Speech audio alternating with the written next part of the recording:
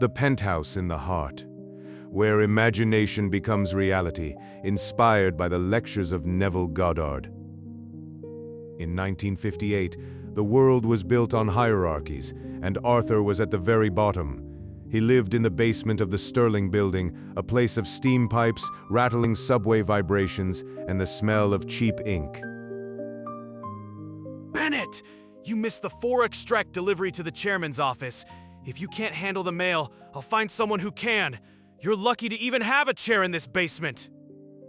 To the world, Arthur was a ghost, a mailboy who would likely retire in the same ink-stained shirt. But Arthur wasn't listening to the supervisor. He was listening to a voice in his head that told him, "You are not where your body is. You are where your mind dwells." Every night, when the city fell quiet, Arthur performed a midnight ascension. He didn't just visit the executive suite, he occupied it. He performed what Neville called the sensory synthesis. He didn't look at the desk, he felt it. I can feel the grain of the wood. It's cold, polished, and real. This chair is mine. The scent of the expensive tobacco in the humidor. It's mine.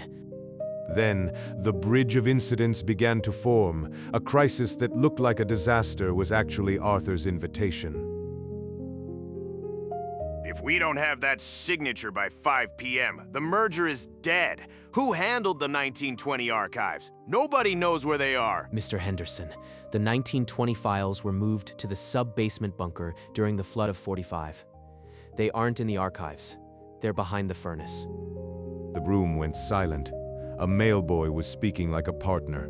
Arthur wasn't guessing. He knew because in his nightly tours, he had read the history of the company as if it were his own. You saved the company, son. Who taught a mailboy to think 3 steps ahead of the board of directors? Arthur didn't climb the corporate ladder.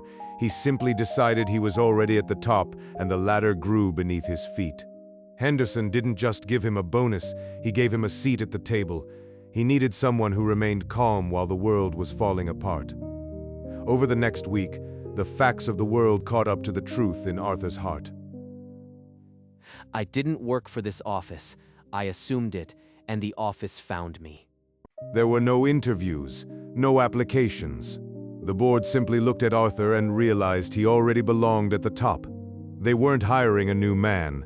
They were acknowledging the man who was already there.